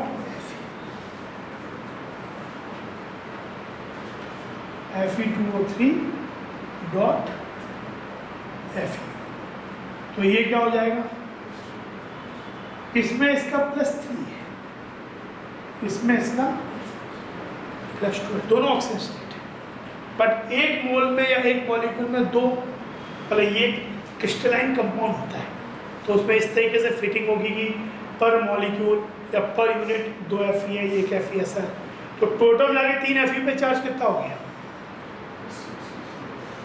8, 3 × 2 plus on an average 8/3, पर बाकी ये चीज़, पर हमारा ऑक्सीडेशन देखने से इससे काम चल जाएगा। ये 8/3 है तो ये 0 हो रहा है, तो इट इज रिडक्शन, और ये ऑक्सीडेशन, ये चीज़। सोडियम कितना है, यहाँ पे क्या चीज होगा, हाइड्रोजन क्या होगा, with metal it is called metal hydride. Hydride बोलने का मतलब ही H माइनस ऑक्साइड। जैसे कभी का क्या है, जैसे हम लोग बहुत क्या होता है, एक एलिमेंट का ऑक्साइड है, तो ऑक्साइड बहुत क्या होता है कि ऑक्सीजन जुड़ा हुआ है तो ऑक्साइड, ऐसा नहीं है। एक एलिमेंट का ऑक्साइड वही कहलाएगा जिसमें ऑक्सीजन का ऑक्सीजन स्टेट -2 है। तो कई बार ऐसा क्वेश्चन पूछ लेते हैं, एक एलिमेंट है, जैसे वही आप Na2O2 पूछ लिया, Na2O पूछ लिया, KO2 पूछ लिया, और पूछा इसमें ऑक्साइड्स कौन से हैं, तो मतलब हमें ये सब में तो ऑक्सीजन जुड़ा ऑक्साइड।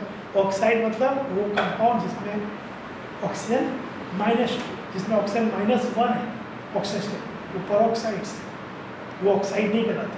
और जिनमें -½ है वो सुपर ऑक्साइड्स है। जैसे KO2 मिलता है, इसमें K+1 है, O2 पे ओवरऑल -1 है और एक पे -½ this is super oxide. Na2O2 +1 -1 peroxide. Na2O oxide. तो इन तीनों में ऑक्साइड केवल ये है, ऐसा नहीं कि ऑक्साइड तो ऑक्साइड, ये ऑक्साइड है क्योंकि ऑक्सीजन यहाँ पे -2। तो ये हुआ, तो ये हाइड्राइड हो गया, सोडियम हाइड्राइड, ये ऑक्सीडाइज हुआ, और ये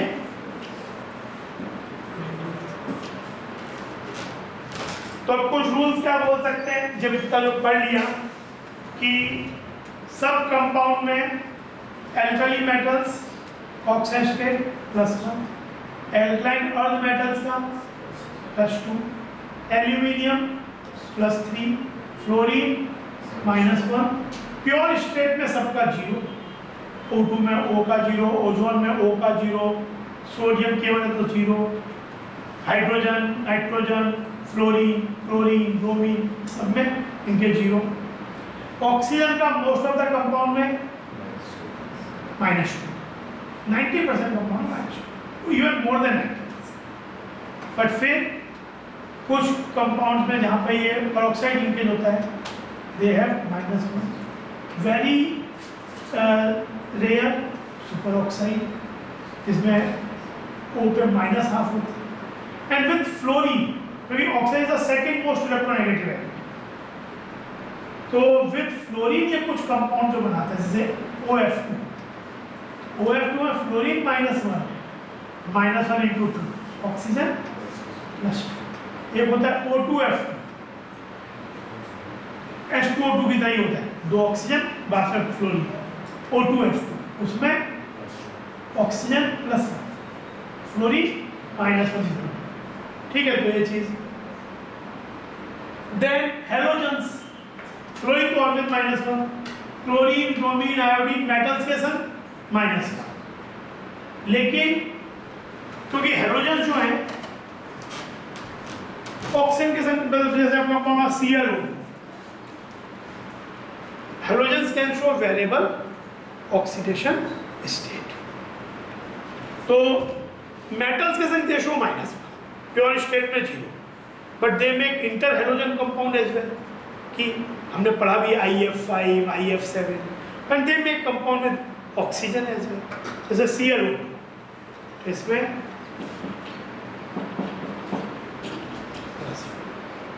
हेलोजन्स फ्लोरीन को छोड़ के बाकी हेलोजन्स -1 से +7 तक ऑक्सीजन स्टेट शो कर सकते हैं। Cl2O7, what is the oxidation state of chlorine? +7। कैसे स्ट्रक्चर्स पर ये होता है,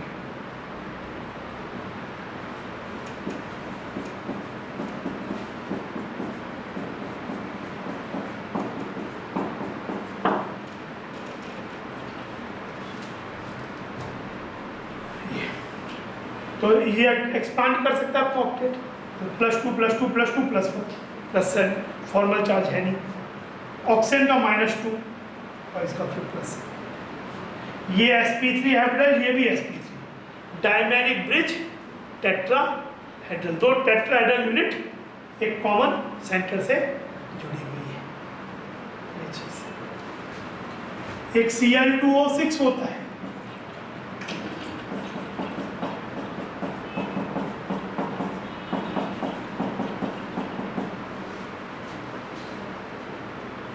Cl ऑक्सीडेशन +6, ये बराबर हो जाएगा। तो इस तरह से ClF3 में Cl क्या होगा? +3। It is called inter halogen compound. IF7 जिसकी शेप पेंटागोनल बाइपिरामिडल होती है, sp3d3 +7, ठीक है। तो इस तरीके से जो आपके एल्कली मेटल का हो गया, फ्लोरीन की बात हो गई, ऑक्सीजन की बात हो गई, hydrogen with non metals +1, with metals -1, pure state में 0।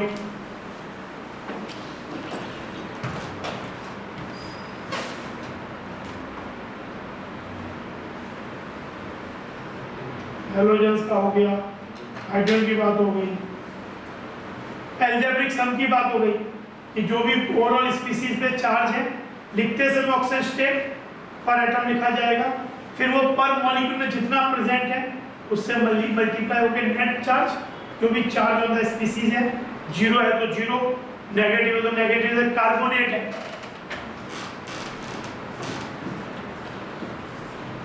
तो क्या होगा? इसका सपोज X है प्लस ये total charge X MnO4 minus, क्या आयन है? कौन सा आयन है?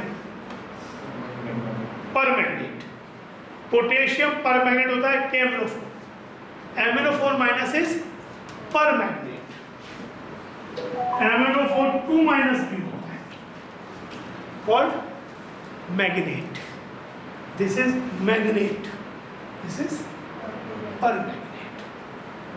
क्या ऑक्सीडेशन है? जो ट्रांजिशन एलिमेंट्स हैं D block, they show variable oxidation state because they have empty D. तो बॉन्ड बनाते समय काफी इन्वॉल्व, डिफरेंट वे में चीजें इन्वॉल्व कर सकते, तो इनका फीचर ये होता है वेरिएबल ऑक्सीडेशन स्टेट। तो MnO4 माइनस में क्या होगा?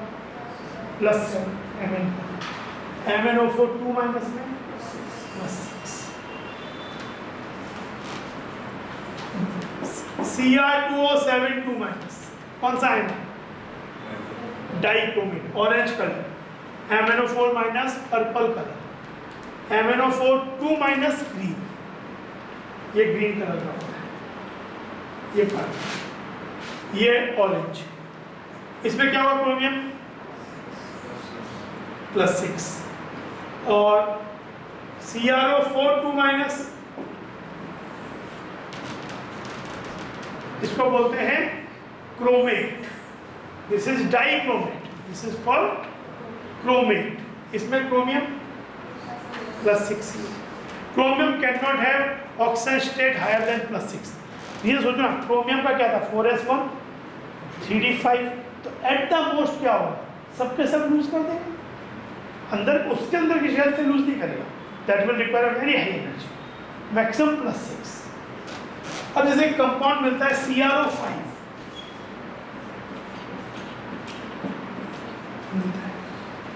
उसको तो देख के क्या लग रहा है?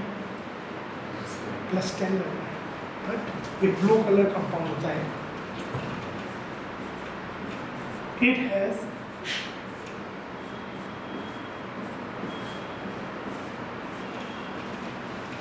Structure like this, butterfly structure. क्या होगा इसमें? ये लिंकेज कौन सा होगा?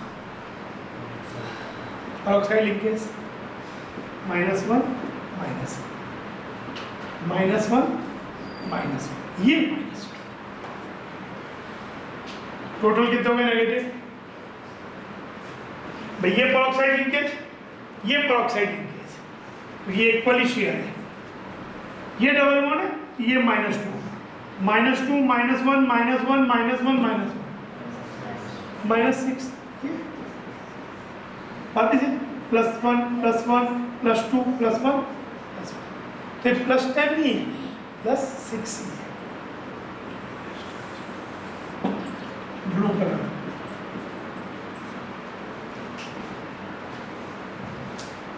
ये येलो, ऑरेंज, पर्पल, डाइल्यूट है तो पिंक, काफी डीप पर्पल है, डीप ब्लैक टाइप आता है, लेकिन डाइल्यूट होगा और ये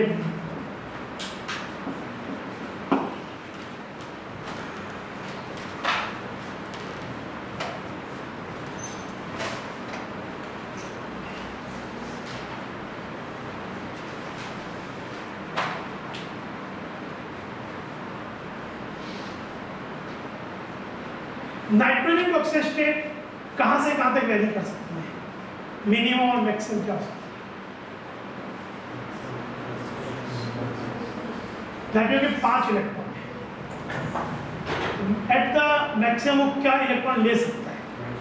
3, चाहे वो रिसीव कर ले पूरे के पूरे किसी आयनिक बॉन्ड में, लाइक एल्यूमिनियम नाइट्राइड या Na3N, कि सोडियम के संग जो नाइट्रोजन बना तो वो आयनिक होता है, हर Na एक इलेक्ट्रॉन लूज करेगा, एक नाइट्रोजन 3 इलेक्ट्रॉन गेन करेगा और 3 Na+ आके जुड़ जाएंगे पास में, या फिर शेयरिंग से अपनी तरफ 3 अट्रैक्ट कर ले, और उससे ज़्यादा उसे चाहिए ही नहीं, और वो तो ऑक्टेट भी एक्सपांड नहीं कर सकता अपना, तो -3 nitrogen minimum oxygen state, maximum 5 जो उसे भाई लूज कर दे, दूसरों को शेयर करा दे, तो इसका वेरिएशन है -3 से +5। जैसे नाइट्रोजन के कंपाउंड में भी बहुत वेरिएबल ऑक्सीजन है, जैसे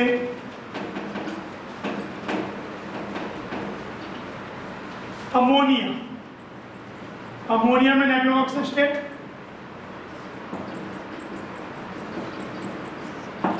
क्या -3, चाहे तो स्ट्रक्चर से तो उससे भी आएगा।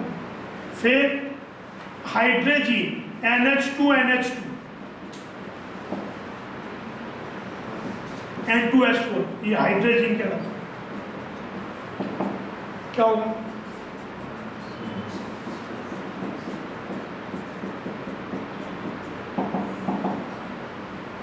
ये इक्वली शेयर, ये -1, क्या हो गया? -2, दोनों का ही -2। फिर एक होता है हाइड्रोक्सिल एमाइन NH2OH, इसमें क्या होगा?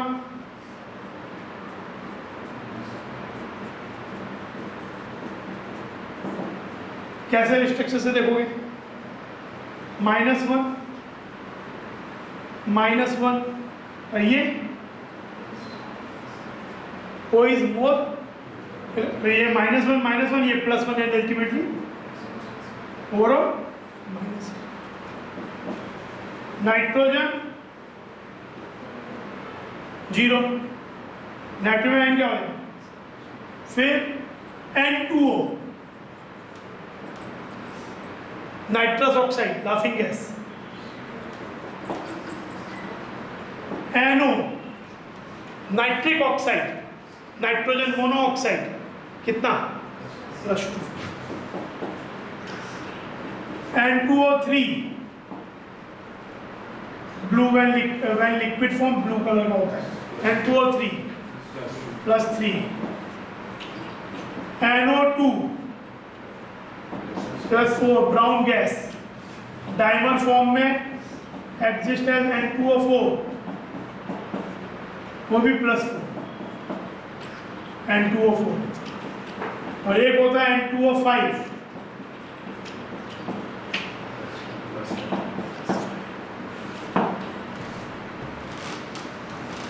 N2O5 +5। HNO3 में नाइट्रोजन +5, इसीलिए N2O5 को वाटर से रिएक्ट करने पे you get N2O5 is the anhydride of HNO3। अगर स्ट्रॉन्ग एसिड से वाटर निकाल लिया जाए तो ऑक्साइड बन जाता है, इसीलिए इसको एसिडिक ऑक्साइड बोलते हैं। इनमें among N2O, NO, N2O3, NO2, N2O4, N2O5 केवल NO और N2O न्यूट्रल ऑक्साइड्स हैं, वो वाटर में रिएक्ट करके एसिडिक सॉल्यूशन नहीं देंगे, वो बेस के संग रिएक्ट नहीं करेंगे। N2O3, NO2, N2O5 are acidic oxides. Acidic oxide का मतलब अगर उनको पानी में डाला जाएगा तो they will give acid. N2O5 देगा HNO3 और वो जो आपका N2O3 है वो देगा HNO2 और NO2 क्या देगा? Mixed anhydride. HNO2 को वाटर में डालने पे दो मॉलिक्यूल इसके रिएक्ट करेंगे, एक मॉलिक्यूल HNO2 बनाएगा, एक मॉलिक्यूल HNO3 बनाएगा। इसीलिए कभी कभी अगर कोई बोले कि जब N2O5 को आप NaOH सॉल्यूशन से पास करोगे, सपोज यू पास, एक आपके पास NaOH सॉल्यूशन है,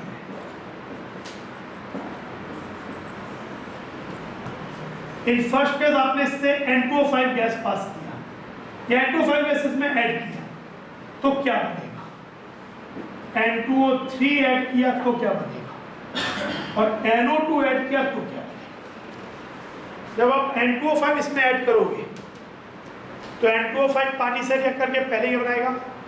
HNO3। HNO3 NaOH रिएक्ट करके बनाएगा सोडियम नाइट्रेट, सॉल्ट।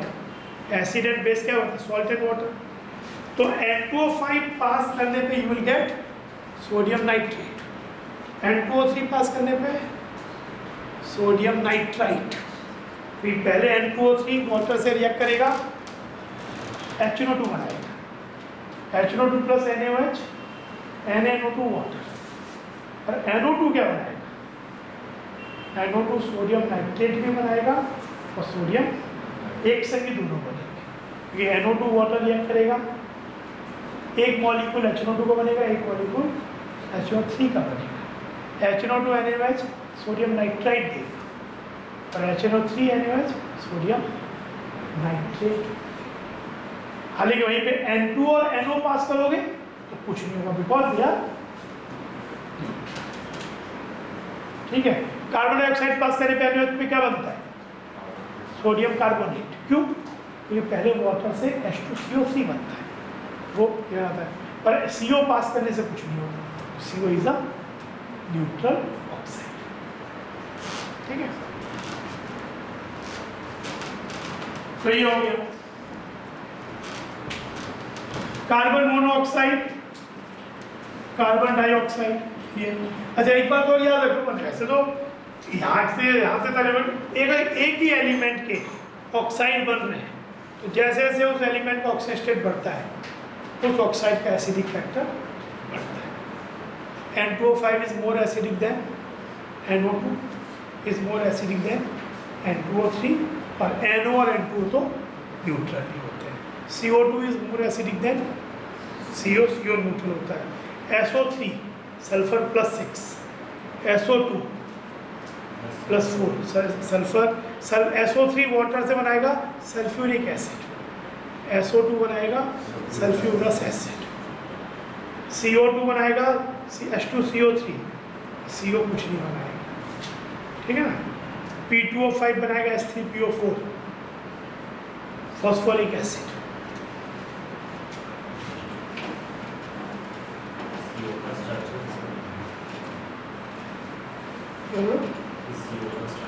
किसका?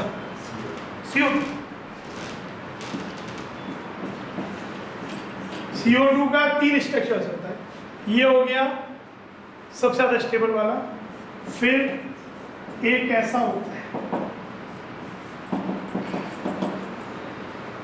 इसमें फॉर्मल चार्ज -1 इस पे, और एक बिल्कुल इसका ही इक्वल।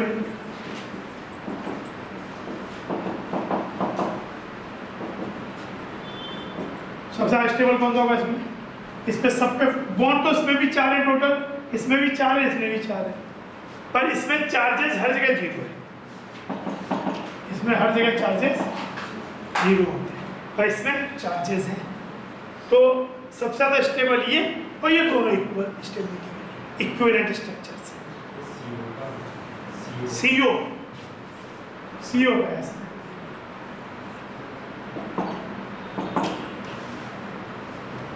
CO में टोटल इलेक्ट्रॉन्स कितने हैं? 10। इसके 8 इसके 8। तो इसमें फॉर्मल चार्जेस क्या होंगे? 6 - 2 - 6/20।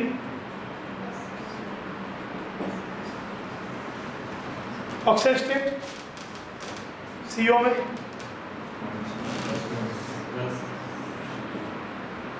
ये -3 है, +3 और -3 + 1 और ये 4 और +2। तो इसलिए कार्बन मोनोऑक्साइड में ऑक्सीजन स्टेट +2 और -2 है। और वैसे देखो तो क्या स्ट्रक्चर से +3 - 3 आता है, पर फॉर्मल चार्जेस भी वो ऐड होते हैं, समझे?